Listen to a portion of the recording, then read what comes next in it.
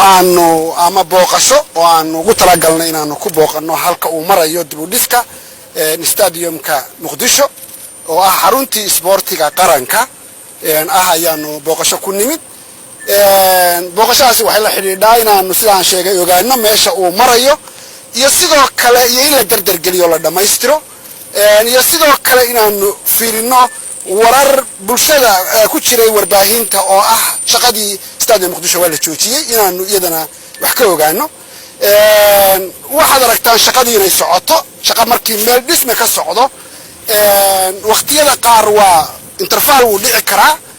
marka qaarkood meel la sameeyay intay ka qalalayso la sugi karaa markaas hawshan way socotaa stadium Muqdisho cid joojin karta male mashruucyadaanu anaku wadna dawladdu wado wax saamayna kuma laha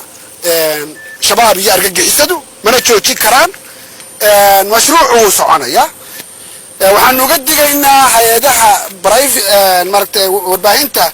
gaarka loo leeyahay iyo dabcan dadka Soomaaliyeed ba inay propaganda u sameeyaan argagixisada ayna propaganda u sameeyaan baan uga digaynaa waxaanu na ballan qaadaynaa in stadiumkan uu mardhow dhamaan doono haddii wax ay jiraan dawladdu waxay baari doontaa haddii kambanigu uu ama qadaraaska ku haystaa uu shaqada hakiyay ama heerkii lagu heshiiyay ka yar uu ku wado waa la baari doonaa hadday ku cadaato inuu dambi galay talaabooyin baa laga qaadi doonaa sidoo kale waxaan baari doonaa warbaahinihii baahiyay factiskay u hayaan shaqadii inay joogsatay ayaa iyagana laga rabaa marka